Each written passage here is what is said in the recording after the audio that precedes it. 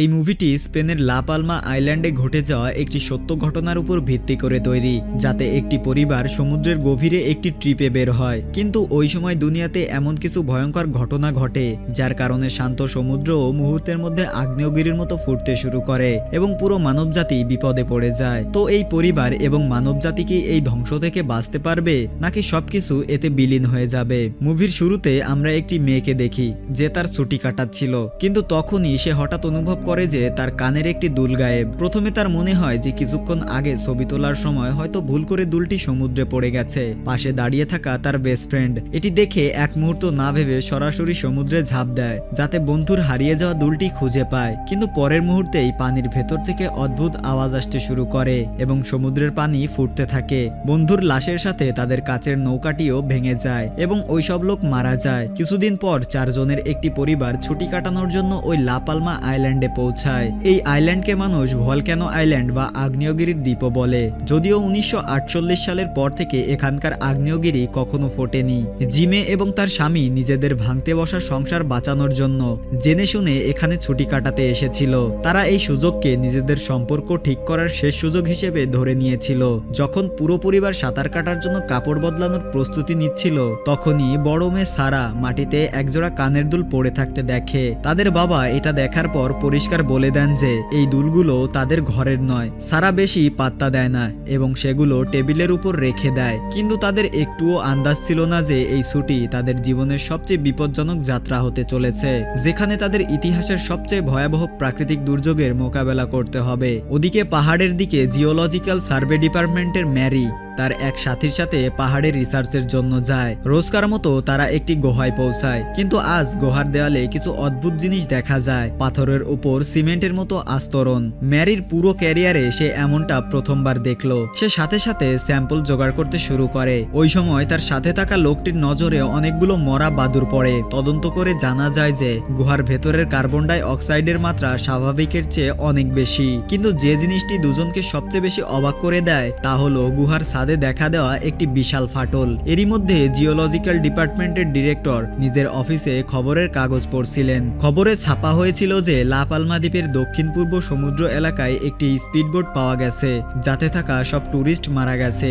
বিষয়টি এখনো তদন্তাধীন। এই খবর পড়তেই ডিরেক্টর অস্থির হয়ে যান। কিছুক্ষণের মধ্যেই ম্যারি এবং তার সাথী ডিরেক্টরের কাছে পৌঁছায় এবং গুহায় পাওয়া তাদের সব তথ্য জানায়। পরবর্তী তদন্তে জানা যায় যে গুহার বাতাসে প্রচুর পরিমাণ কার্বন ডাই অক্সাইড এবং অ্যালুমিনিয়াম অক্সাইড রয়েছে। এমন ঘটনা আগে কখনো সামনে আসেনি। সাথে দ্বীপে বৃষ্টির সময়কাল দীর্ঘ হচ্ছে এবং বৃষ্টির পরিমাণও বাড়ছে। বেশি পানি বয়ে যাওয়ার কারণে পাথরের মধ্যবর্তী ভারসাম্য নষ্ট হচ্ছে এবং এই কারণে গুহায় এই বিপজ্জনক ফাটল তৈরি হয়েছে। যদি পরিস্থিতি এমনটাই থাকে তবে ভূমিকম্প বা পাহাড় ধসের পুরোপুরি সম্ভাবনা আছে। কিন্তু ডিরেক্টর তাদের কথায় একমত হন না। তিনি বলেন যে পাহাড়ের সামান্য নড়াচড়া সাধারণ ব্যাপার। এখন পর্যন্ত কোনো বিষাক্ত গ্যাসের পরিষ্কার প্রমাণ মেলেনি এবং বর্তমান পরিস্থিতি এতটাই পোক্ত নয় যে বড় কোনো বিপদের ঘোষণা দেওয়া যায়। বিনা কারণে বকুনি খেয়ে দুজনেই অনেক নিরাশ হয়ে পড়ে। কিন্তু দাড়িওয়ালা লোকটি এখানে নিজের ধারণায় অটল থাকে। সে ম্যারিকে ম্যাপের কাছে নিয়ে যায় এবং তাকে মনে করিয়ে দেয় যে 1948 সালে একটি বড় আগ্নেয়গিরির বিস্ফোরণ ঘটেছিল, যাতে অনেক কিলোমিটার লম্বা ফাটল তৈরি হয়েছিল, এত চওড়া যে মানুষ তার ভেতর দিয়ে হাঁটতে পারত।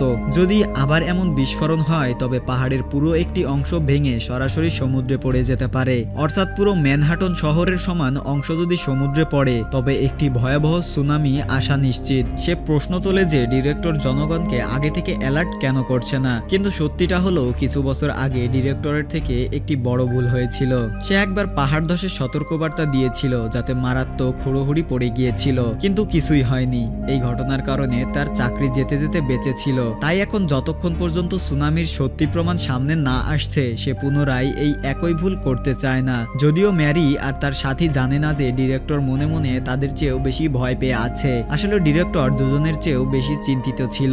সে ওই সময় ফরেনসিক ডিপার্টমেন্টে পৌঁছে গিয়েছিল। প্রাথমিক ময়নাতদন্ত রিপোর্টে পরিষ্কার লেখা ছিল যে স্পিডবোর্ডে মারা যাওয়া সব লোকের মৃত্যু অনেক বেশি তাপমাত্রার গ্যাসে ঝলসে যাওয়ার কারণে হয়েছে। তাদের ফুসফুসে কার্বন ডাই অক্সাইড এবং সালফার ডাই অক্সাইড পাওয়া গেছে। এটা পরিষ্কার সংকেত ছিল যে বিষয় গোপন বা সাধারণ নয়। ওদিকে রিসোর্টে নিকের পরিবার এখনো নিশ্চিন্ত হয়ে রোদ আর সমুদ্রের মজা নিচ্ছিল।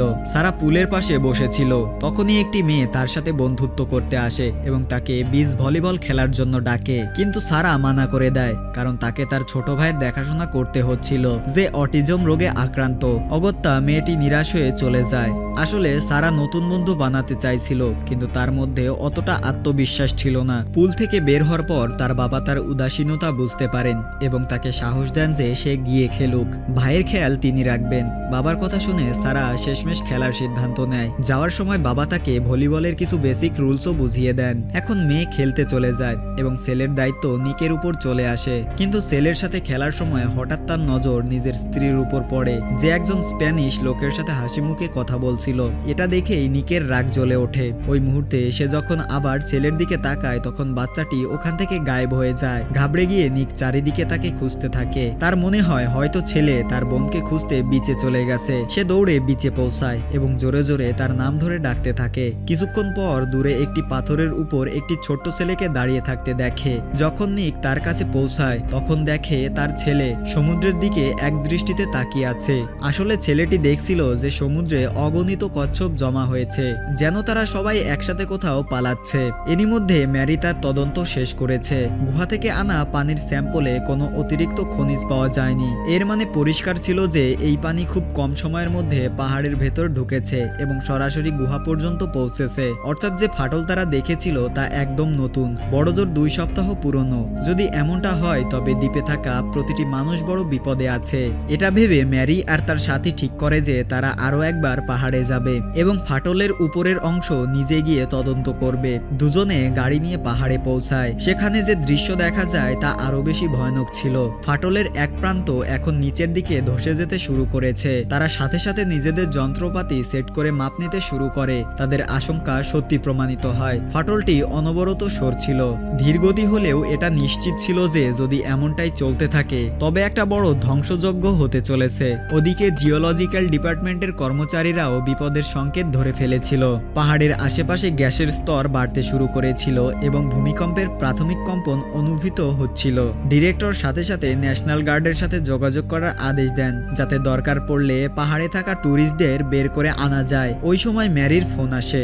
যখন ডিরেক্টর জানতে পারেন তারা এখনো পাহাড়ে আছে তখন তিনি ঘাবড়ে গিয়ে তাদের সাথে সাথে যন্ত্রপাতি ছেড়ে নিচে নামতে বলেন। মাপ নেওয়ার সময় হঠাৎ ফাটল থেকে সাদা ধোঁয়া বের হতে শুরু করে। এটা দেখেই দুজনে প্রাণ বাঁচিয়ে নিচের দিকে দৌড় দেয়। রাস্তায় তারা কিছু লোক দেখে যারা পাহাড়ে ক্যাম্পিং করছিল। ম্যারি বুঝে যায় এটা আগ্নেয়গিরির ফাটার পরিষ্কার সংকেত এবং সে সবাইকে জোরে জোরে দৌড়ানোর জন্য চিৎকার করতে থাকে। কিছু সময় পর যখন ম্যারির জ্ঞান ফেরে তখন সে নিজেকে হাসপাতালের বেডে পায়। ডিরেক্টর তাকে জানান যে তার সাথী বিষাক্ত গ্যাসের কারণে গুরুতর অবস্থায় আছে এবং এখন কমায় আছে। এইবার আগ্নেয়গিরি থেকে প্রচুর পরিমাণ বিষাক্ত গ্যাস বেরিয়েছিল, কিন্তু ভাগ্যের জোরে কারো প্রাণ যায়নি। যদিও ডিরেক্টর জানতেন যে এটা শুধু শুরু। যখন বিষাক্ত গ্যাস বের হতে শুরু করে তখন পরবর্তী ধাপ হয় ছাই এবং তারপর গলিত লাভা। যদি পাহাড়ের অংশ সমুদ্রে পড়ে তবে সুনামি আসবে, এমন সুনামি যা দুনিয়া জুড়ে লাখ লাখ মানুষের জীবন বিপদে ফেলতে পারে। অনেক মহাদেশ এর কবলে আসতে পারে, বিশেষ করে ছোট দ্বীপ রাষ্ট্রগুলো সরাসরি সমুদ্রে তলিয়ে যেতে পারে। শুধুমাত্র লোকজনকে বের করতেই কোটি কোটি ডলার খরচ হতে পারে। তার চেয়েও বড় বিপদ ছিল আতঙ্ক আর হুড়োহুড়িতে আরো প্রাণ যেতে পারত। তাই ডিরেক্টর এখনো অপেক্ষা করতে চাইছিলেন যতক্ষণ না তার কাছে আরো একটা প্রমাণ আসে। কিন্তু জিমে এখন আর অপেক্ষা করার মুডে ছিল না। সে ডিরেক্টরকে পরিষ্কার বলে দেয় যে যদি এখনই ব্যবস্থা না নেওয়া হয় তবে পরে ক্ষয়ক্ষতি সামলানো অসম্ভব হয়ে যাবে। বাধ্য হয়ে ডিরেক্টর তার সাথে মেয়রের সাথে দেখা করতে যায়, কিন্তু মেয়রের মনোভাবও একই ছিল। যতক্ষণ না 100% নিশ্চিত হওয়া যায় তিনি জনগণকে অ্যালার্ট করার ঝুঁকি নিতে চান না। একটি মিথ্যা অ্যালার্ট তার গদি কেড়ে নিতে পারত। ম্যারি আর ডিরেক্টর যতই বোঝান মেয়র অপেক্ষা করার সিদ্ধান্ত নেয়। এরই মধ্যে রিসোর্টে নিক আর জিমের মধ্যে আবার ছেলেকে নিয়ে ঝগড়া হয়। জিমে অভিযোগ করে যে নিক সেলের হারিয়ে যাওয়ার কথা তাকে সাথে সাথে কেন বলেনি। ওদিকে নিক রেগে বলে যে জিমে পুরো দিন বাচ্চাদের দিকে খেয়ালই দেয় না। ঘরে কেউ কাউকে বোঝার জন্য প্রস্তুত ছিল না। ওদিকে সারার জীবনেও সবকিছু তালগোল পাকিয়ে যায়। যে মেয়ের সাথে সে কালই বন্ধু হয়েছিল আজ সে তাকে খুব বাজেভাবে বকা দেয়। কারণটা ছিল সারা ভুল করে ওই মেয়েটির একটি ভিডিও আগে শেয়ার করে দিয়েছিল। ভিডিওটি কোনো ছেলে লুকিয়ে বানিয়েছিল, কিন্তু রাগ সারার উপরেই ঝাড়া হয়। সারা ভেঙে পড়ে এবং ঘরে গিয়ে ডুকরে কাঁদে। ওই সময় সে পাশের ঘর থেকে বাবা মায়ের ঝগড়ার আওয়াজ শুনতে পায়। এখন তার সেখানে এক মুহূর্ত থাকার ইচ্ছা ছিল না। সে চুপচাপ এয়ারপোর্টে পৌঁছায়। পৌঁছায় এবং নরওয়েতে থাকা নিজের মামাকে ফোন করে এবং মামাকে তার ফেরার টিকিট বুক করতে বলে। মামা জিজ্ঞেস করেন যে কেন একা ফিরতে চায়, কিন্তু সারা কিছু বলে না। ফোন রাখার পর মামার চিন্তা হয় এবং সে তার বোন অর্থাৎ জিমেকে কল করে, কিন্তু ওই সময় জিমে ইয়োগা করছিল, তাই ফোনের রিং শুনতে পায়নি। এরই মধ্যে জিওলজিক্যাল ডিপার্টমেন্ট আরও খারাপ খবর পায়। দ্বীপে অনবরত সামান্য কম্পন আসতে থাকে এবং সেগুলোর কেন্দ্র ধীরে ধীরে উপরের দিকে সরছে। এর মানে পরিষ্কার ছিল আগ্নেয়গিরি যে কোনো সময় ফাটতে পারে। ডিরেক্টর সাথে সাথে এয়ার ট্রাফিক কন্ট্রোলকে আদেশ দেন যাতে লা পালমা দ্বীপ থেকে আসা যাওয়া করা সব ফ্লাইট বন্ধ করে দেওয়া হয়, কারণ আগ্নেয়গিরির হাই বিমানের ইঞ্জিন নষ্ট করে দিতে পারে এবং প্লেন ক্র্যাশ হতে পারে। কিন্তু এখন অনেক দেরি হয়ে গিয়েছিল। হঠাৎ পাহাড়ের চূড়া থেকে জোরালো বিস্ফোরণের শব্দ আসে এবং সবাই স্তব্ধ হয়ে যায়। ওই সময় সারা যে ফ্লাইটে বসেছিল তার রানওয়েতে দ্রুত দৌড়াচ্ছিল। পাইলট এয়ার ট্রাফিক কন্ট্রোল থেকে টেক অফ করার নির্দেশ পেয়েছিল, কিন্তু রানওয়ে ছোট হওয়ার কারণে প্লেনটিকে বাধ্য হয়ে উড়াল দিতে হয়। এরই মধ্যে জিমে অবশেষে তার ভাইয়ের মিসড কল দেখতে পায় এবং সাথে সাথে ফোন ব্যাক করে। যখন সে জানতে পারে সারা এয়ারপোর্টে চলে গেছে, তখন সে ঘাবড়ে গিয়ে স্বামীকে খুঁজতে দৌড়ায়। তখনই চারিদিকে ছড়িয়ে থাকা আগ্নেয়গিরির ছায়ের মাঝখানে হঠাৎ একটি বিমানের জোরালো আওয়াজ শোনা যায়। পরের মুহূর্তেই এক ভয়াবহ বিস্ফোরণ ঘটে। জিমে ভয়ে দুহাত দিয়ে মুখ ঢেকে ফেলে। তার মেয়ে ওই প্লেনে ছিল কিনা সে কিছুই জানতো না। তারা যখন এয়ারপোর্টে যাওয়ার জন্য গাড়ি বের করে, তখনই জিমের ভাইয়ের মেসেজ পায়। বিদেশ মন্ত্রণালয়ে কাজ করা তার ভাই আগে থেকেই প্লেন ক্র্যাশের খবর পেয়েছিল। রেস্কিউ টিম কাজে লেগে পড়েছে এবং সব জীবিত বেঁচে যাওয়া লোকদেরকে দ্বীপে একমাত্র হাসপাতালে নিয়ে যাওয়া হচ্ছে।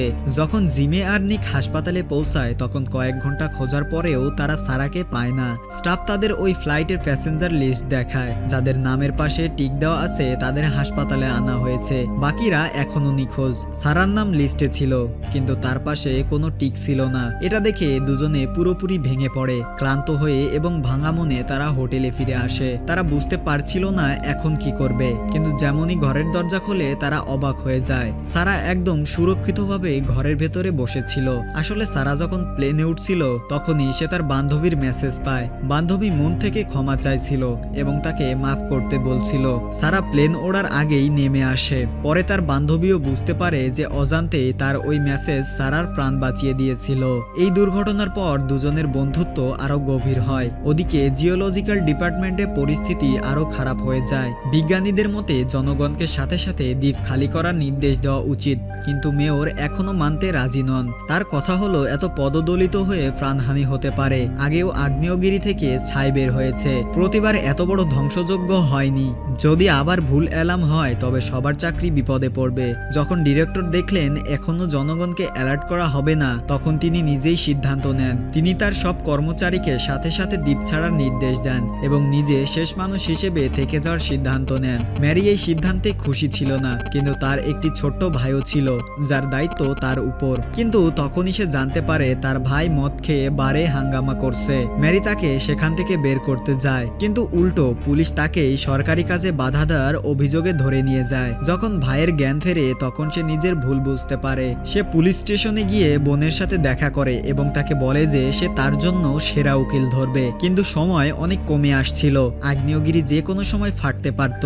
এখন প্রশ্ন ছিল এই ভাই বোন এই মৃত্যুর দ্বীপ থেকে কিভাবে বের হবে। কিন্তু এটাই তো এই মহাবিনাশের শুরু ছিল। এই এলাকায় থাকা মানুষ জানতো যে যখন একবার আগ্নেয়গিরি থেকে ছাই বের হতে শুরু করে, তখন পরবর্তী ধাপ হলো পূর্ণ বিস্ফোরণ। যদি এমনটা হয় তবে পুরো পাহাড়ের অংশ ভেঙে সমুদ্রে পড়ে যেতে পারে এবং কয়েকশো মিটার উঁচু সুনামি উঠতে পারে। হয়তো মানব ইতিহাসের সবচেয়ে বড় প্রাকৃতিক দুর্যোগ। মাত্র এক রাতে আগ্নেয়গিরির মুখ থেকে আবার সাদা ধোঁয়া বের হতে শুরু করে, যেন কোনো ঘুমন্ত রাক্ষস জেগে উঠতে চলেছে। ওই সময় নিক আর তার পরিবার এখনো বেখবর হয়ে পানিতে সাঁতার কাটছিল। তাদের একটুও আন্দাজ ছিল না যে মৃত্যু ধীরে ধীরে তাদের দিকে এগোচ্ছে। হঠাৎ ফোন বাজে। জিমে ফোন তোলে এবং দেখে তার ভাইয়ের কল। ভাই জানায় সরকারের কাছে আগে থেকেই খবর আছে, কিন্তু মানুষের মধ্যে আতঙ্ক না ছড়ায় তাই খবর লুকানো হচ্ছে। সে চুপচাপ তাদের জন্য একটি ফেরি বুক করে দিয়েছে, যা কিছু মিনিটের মধ্যেই তাদের পাশের টেনেরিফ দ্বীপে পৌঁছে যাবে। সেখান থেকে তারা পরবর্তী ফ্লাইট নিয়ে বাড়ি ফিরতে পারবে। ফেরি ছাড়তে মাত্র 20 মিনিট বাকি ছিল। সুযোগ হাতছাড়া হতে চলেছিল। ভাইয়ের কথা শুনে জিমে সময় নষ্ট না করে নিজের স্বামী আর 2 সন্তানকে নিয়ে চুপচাপ ওখান থেকে বের হওয়ার প্রস্তুতি নিতে শুরু করে। কিন্তু তখনই সারা জেদ করে যে সে তার বান্ধবী সেরিকেও সাথে নিয়ে যাবে। যাবে। সে বারবার তাকে কল করে কিন্তু ফোন ধরে না। যখন জিমে বলে যে এখন সময় নেই এবং সুনামি আসতে পারে, তখন সারা বাধ্য হয়ে পরিবারের সাথে বের হতে রাজি হয়। কিন্তু বাইরে বের হতেই তারা বুঝতে পারে রাস্তায় একটিও ট্যাক্সি নেই। সময় দ্রুত বয়ে যাচ্ছিল। তখনই নিকের মাথায় একটি বুদ্ধি আসে। সে হঠাৎ একটি ট্রাক থামায় এবং পুরো পরিবারকে তাতে বসিয়ে নেয়। শ্রমিকরা কিছু বোঝার আগেই নিক ট্রাক নিয়ে বেরিয়ে যায়। কিছুক্ষণ পর ওই শ্রমিকরা তাদের পিছু নিয়ে ফেরি টার্মিনাল পর্যন্ত পৌঁছে যায়। পরিবারের সুরক্ষার জন্য নিক চিৎকার করে জিমে আর বাচ্চাদের ফেরিতে উঠতে বলে। নিজে নিক সেখানেই থেকে যায় এবং শ্রমিকরা তাকে ঘিরে ধরে মারতে থাকে। অবশেষে নিক নিজের মানিব্যাগ বের করে তাদের দিয়ে দেয়। তখন তারা তাকে ছেড়ে দেয়, কিন্তু ততক্ষণ অনেক দেরি হয়ে গিয়েছিল। নিক অসহায় হয়ে তাকিয়ে দেখে ফেরি তার পরিবারকে নিয়ে ধীরে ধীরে দূরে চলে যাচ্ছে। ওদিকে সেরি সমুদ্রের পাড়ে ছিল। তখনই সে তার ফোনে অনেকগুলো মিসড কল দেখতে পায়। সে সাথে সাথে সারাকে কল করে। সারা তাকে বলে কোনোভাবে টেনেরিফ দ্বীপে পৌঁছানোর ব্যবস্থা করো, নয়তো সব শেষ হয়ে যাবে। কিছু মিনিট পরেই পাহাড় থেকে জোরালো কম্পন শুরু হয়। অফিসে একা বসে থাকা ডিরেক্টর সাথে সাথে বুঝে যান বিপদ একদম কাছে। তিনি সাথে সাথে মেয়রের অফিসে কল করেন এবং ইমার্জেন্সি ইভাকুয়েশন অ্যালার্ট জারি করতে বলেন। ফেরি ধরতে না পারার পর নিক সরাসরি স্পিডবোট রেন্টাল স্টোরে পৌঁছায় এবং টেনেরিফ যাওয়ার জন্য নৌকা ভাড়া নেওয়ার চেষ্টা করে। কিন্তু যেমনই ইমার্জেন্সি অ্যালার্ট বাজে, স্টাফ তাকে পরিষ্কার মানা করে দেয়। এই সময় হোটেলে দেখা যায় তার এক বন্ধু সেখানে পৌঁছায়। সে নিককে জানায় যে এক মাঝিকে ঘুষ দিয়ে রাজি করিয়েছে। তারা দুজনে জলদি সমুদ্রের পাড়ে পৌঁছায়। মাঝি আগে থেকেই অপেক্ষা করছিল। সে নিকের জন্য শেষ টিকিট কিনে রেখেছিল। দুজনে স্বস্তির নিঃশ্বাস ফেলে নৌকায় বসে পড়ে। কিন্তু তখনই পেছন থেকে আগ্নেয়গিরি পুরোপুরি ফেটে পড়ে। যেমনই নৌকা ছাড়তে যাবে, হঠাৎ এক মহিলা বাচ্চাকে কোলে নিয়ে দৌড়াতে দৌড়াতে আসে। সে কেঁদে কেঁদে বলে তার বাচ্চা অনেক ছোট এবং তাকে যেন বাঁচানো হয়। নিক কয়েক পলক ভাবে এবং তারপর দেরি না করে নিজের সিট ওই মহিলা আর বাচ্চাকে দিয়ে দেয়। এটা দেখে তার বন্ধু অনেক দুঃখ পায়, কিন্তু নিক চুপচাপ সেখান থেকে ফিরে আসে। হাসপাতালে ভর্তি দাড়িওয়ালা লোকটিও আগ্নেয়গিরির বিস্ফোরণে জেগে ওঠে। বাইরে বের হয়ে সে পরিস্থিতির গুরুত্ব বুঝতে পারে, কিন্তু সে ঘাবড়ায় না। তার আগে থেকেই সব আন্দাজ ছিল। সে কাপড় বদলে সরাসরি ডিরেক্টরের অফিসে যায়, যাতে শেষ মুহূর্তে তার সাথে থাকতে পারে। ওদিকে নিক দূরে পাহাড় থেকে ওঠা আগুন আর লাভা দেখছিল। সে বুঝতে পারছিল না এখন কোথায় যাবে। অবশেষে সে জিমেকে কল করে এবং বলে যে সে যেন বাচ্চাদের খেয়াল রাখে, হয়তো সে আর কখনো ফিরে আসতে পারবে না। এরই মধ্যে ম্যারির ভাই কোনোভাবে পুলিশ স্টেশনের চাবি হাতিয়ে নেয় এবং নিজের বোনকে বের করে আনে। কিন্তু বের হওয়ার সময় সে পাশের সেলে বন্দী হওয়া আরো এক কয়েদিকেও মুক্ত করে দেয়। যেমনই তারা পুলিশ স্টেশন থেকে বের হয়, তাদের সাথে নিকের দেখা হয়। নিক তাদের জানায় সব নৌকা চলে গেছে, কিন্তু ম্যারির ভাই বলে যে তার কাছে এখনো একটি স্পিডবোট আছে যা সে মাছ ধরার সময় লুকিয়ে রেখেছিল। এটা শুনতেই নিকের মনে আশার আলো জাগে। তিনজন দ্রুত সমুদ্রের পাড়ে পৌঁছায় এবং একটি লুকানো কোনায় ওই স্পিডবোট পাওয়াও যায়। কিন্তু যেমনই তারা বোট স্টার্ট করতে যাবে, পেছন থেকে এক লোক বন্দুক নিয়ে হাজির হয়। কিছুক্ষণ আগে যে কয়েদিকে মুক্ত করেছিল সে এখন তাদের নৌকা ছিনিয়ে নিতে চায়। ম্যারির ভাই তাকে বোঝানোর চেষ্টা করে যে নৌকায় আরো একজন লোক বসতে পারে, কিন্তু সে পুরো স্পিডবোট চায় কারণ তার সাথীরাও পেছনে আসছিল। তর্কের সময় ওই লোকের গুলি ম্যারির ভাইয়ের গায়ে লাগে। ম্যারি দৌড়ে তার কাছে যায়, কিন্তু কিছুক্ষণের মধ্যেই তার ভাই দম ছেড়ে দেয়। তখনই বাকি বদমাশরাও সেখানে পৌঁছে যায়।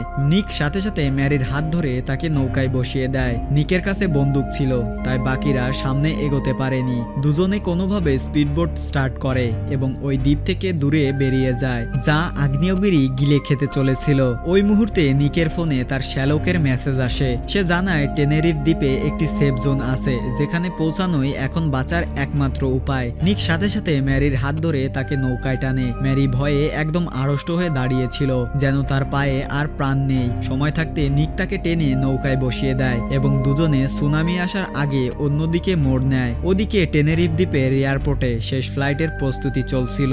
জিমে নিজের ছেলে আর সারার সাথে বোর্ডিং গেট পর্যন্ত পৌঁছে গিয়েছিল। পাসপোর্ট চেক করার সময় স্টাফ দেখে জিমের কাছে একটি অতিরিক্ত পাসপোর্ট আছে। জিমে বোঝায় তার স্বামী পেছনে রয়ে গেছে এবং হয়তো জলদি পৌঁছে যাবে। যার পর স্টাফ তাদের হলুদ রঙের রিস্ট ব্যান্ড দেয়, যা বোর্ডিং পাসের মতো কাজ করে। যাদের হাতে এই ব্যান্ড থাকবে তারাই প্লেনে উঠতে পারবে। কিন্তু সারা বারবার পেছন ফিরে তাকাচ্ছিল। তার বান্ধবী সেরির জন্য চিন্তা হচ্ছিল। তখনই সে দেখে সেরি এয়ারপোর্টে পৌঁছে গেছে, কিন্তু তার কাছে বোর্ডিং পাস নেই। সারা কিছু না ভেবেই সিদ্ধান্ত নেয় এবং প্লেন ওড়ার ঠিক আগে নিজের ব্যাগ থেকে বাবার বোর্ডিং পাস বের করে সেরিকে দিয়ে দেয় এবং তাকে নিজের সাথে নিয়ে আসে। এদিকে জিমে আর তার ছেলে নিজেদের সিটে বসে পড়েছিল, কিন্তু সারা তখনও আসেনি। প্লেন টেক অফের জন্য তৈরি হচ্ছিল। জিমে ঘাবড়ে যায় এবং ছেলেকে নিয়ে বাইরে বের হওয়ার সিদ্ধান্ত নেয়। লোকেরা তাকে রাখার চেষ্টা করে, কিন্তু সে কারো কথা শোনে না। ওই সময় ডিরেক্টর আর দাড়িওয়ালা লোক দুজনে সুরক্ষা স্যুট পরে আগ্নেয়গিরির একদম মুখে পৌঁছে গিয়েছিল। তারা জানতো এখন দ্বীপ ছাড়া অসম্ভব। দুজনে ভয় না পেয়ে আগ্নেয়গিরির একদম পাশে দাঁড়িয়েছিল। দাড়িওয়ালা লোক রসিকতা করে পকেট থেকে একটি পুরনো রেড ওয়াইন বের করে, কিন্তু ওয়াইন খাওয়ার আগেই ৭৮ বছর ধরে শান্ত থাকা আগ্নেয়গিরি পুরো শক্তিতে ফেটে পড়ে। জোরালো বিস্ফোরণের সাথে পুরো দ্বীপ ফেটে দুভাগে ভাগ হয়ে যায়। পাহাড়ের একটি পুরো অংশ সরাসরি সমুদ্রে ধসে পড়ে, যাতে পলক ফেলতেই কয়েকশো ফুট উঁচু ঢেউ জেগে ওঠে। এরই মধ্যে সারা আর সেরি প্লেনে ফিরে আসে। সে নিজের মা আর ভাইকে খোঁজে, কিন্তু স্টাফ তাদের সাথে সাথে সিট বেল্ট বাঁধতে বলে, কারণ প্লেন উঠতে চলেছে। সারা জানতো না যে তার মা আর ভাই এখনো বাইরে তাকে খুঁজছে। ভাগ্যের জোরে জিমে সময় থাকতে তার ভাইয়ের মেসেজ পায়। সে জানায় টেনেরিফে আর একটি সেফ জোন আছে, সেখানে গিয়ে সুনামি থেকে বাঁচা সম্ভব। জিমের সাথে সাথে ওই দিকে দৌড়ায়। তার ছেলে যে অটিজমে আক্রান্ত হলেও ভূগোলে অনেক তুখোড়, সে কয়েক সেকেন্ডের মধ্যেই লোকেশন ক্যালকুলেট করে নেয়। পাশে দাঁড়িয়ে থাকা কিছু এয়ারপোর্ট স্টাফও তাদের সাথে চলতে শুরু করে। তখনই সুনামি এয়ারপোর্টের দিকে আশ্রে পড়ে। প্লেন যেমনই রানওয়েতে চলতে শুরু করে, মাটি ফেটে যায়। অন্যদিকে নিক আর ম্যারি নিজেদের স্পিডবোর্ড নিয়ে পুরো গতিতে সেফ জোনের দিকে এগোয়। তাদের ফোনের ব্যাটারি শেষ হয়ে যায়, কিন্তু শেষ মুহূর্তে তারা সেফ জোন পর্যন্ত পৌঁছে যায়। যখন তারা পাড়ে নামে, তখন দেখে সেখানে আগে থেকেই অনেক মানুষ জমা হয়েছে। এটা সব নিকের শ্যালকের কারণে সম্ভব হয়েছিল। সে এক্সপার্টদের সাথে কথা বলে সেফ জোন চিহ্নিত করেছিল। সুনামি একটি রিং এর মতো ছড়ায় এবং টেনেরিফ দ্বীপের পূর্ব অংশে দুটি বিশাল ঢেউ একে অপরের সাথে ধাক্কা খেয়ে একে অপরকে শেষ করে দেয়। ওই এলাকাটি সবচেয়ে নিরাপদ প্রমাণিত হয়। এরপর শ্যালক নিজের চাকরি ঝুঁকিতে ফেলে নিজের মাইক্রোফোন অন করে মিডিয়াকে সেফ জোনের লোকেশন জানিয়ে দেয়। এই কারণেই মানুষের ফোনে অ্যালার্ট পৌঁছায় এবং এত প্রাণ বাঁচানো সম্ভব হয়। কিন্তু নিক চারিদিকে দেখে এবং তার স্ত্রী সন্তানকে কোথাও দেখতে পায় না। লোকদের থেকে জানতে পারে যে পুরো দ্বীপ ধ্বংস হয়ে গেছে এবং শেষ ফ্লাইটটিও ক্র্যাশ করেছে। এটা শুনতেই নিক ভেঙে পড়ে। তার মনে হয় হয়তো সে তার পরিবারের একমাত্র জীবিত সদস্য। তখনই দূর থেকে একটি চেনা আওয়াজ শোনা যায়। অবাক হওয়ার বিষয় হলো, প্লেন ক্র্যাশের পরেও কিছু লোক জীবিত বেঁচে গিয়েছিল। সারার জ্ঞান ফেরে। সেরি অজ্ঞান হয়ে পড়েছিল। সারার সাথে সাথে তাকে মাটিতে শুইয়ে সিপিআর দেয়। একজন ফ্লাইট অ্যাটেন্ডেন্টের সাহায্যে সেরির প্রাণ বেঁচে যায়। যখন তারা প্লেন থেকে বের হয়, তখন পুরো পৃথিবী ধ্বংসলীলায় ডুবে আছে বলে মনে হয়। এই সুনামি দুনিয়ার অনেক অংশকেই ক্ষয়ক্ষতি করেছিল। কিছু ছোট দ্বীপ রাষ্ট্র তো পুরোপুরি সমুদ্রে ডুবে গিয়েছিল। নিক আর জিম দুজনেরই মনে হচ্ছিল হয়তো তারা আর কখনো সারাকে দেখতে পাবে না। কিন্তু তখনই একটি রেস্কিউ হেলিকপ্টার আসে। তাদের ছেলে সবার আগে সারাকে চিনে ফেলে। অবাক হওয়ার বিষয় হলো, এত বড় ধ্বংসযজ্ঞের পরেও পুরো পরিবার আরো একবার একসাথে মিলিত হয়। শুধু একজন মানুষ ছিল যে চুপচাপ দূরে দাঁড়িয়েছিল, আর সে ছিল ম্যারি। এই দুর্যোগে সে তার ভাইকে হারিয়েছিল। সে জানতো এখন তার জীবন আর কখনো আগের মতো হবে না। এবং এইরকম একটি দৃশ্য দেখানোর মাধ্যমেই আমাদের আজকের মুভির এই গল্পটি এখানেই শেষ হয়। তো মুভিটি আপনাদের কেমন লাগলো অবশ্যই কমেন্ট করে জানাতে পারেন, এবং এরকম এবং অন্যান্য সকল ধরনের মুভির এক্সপ্লেনেশন দেখতে অবশ্যই আপনারা আমাদের চ্যানেলটিকে সাবস্ক্রাইব করতে পারেন।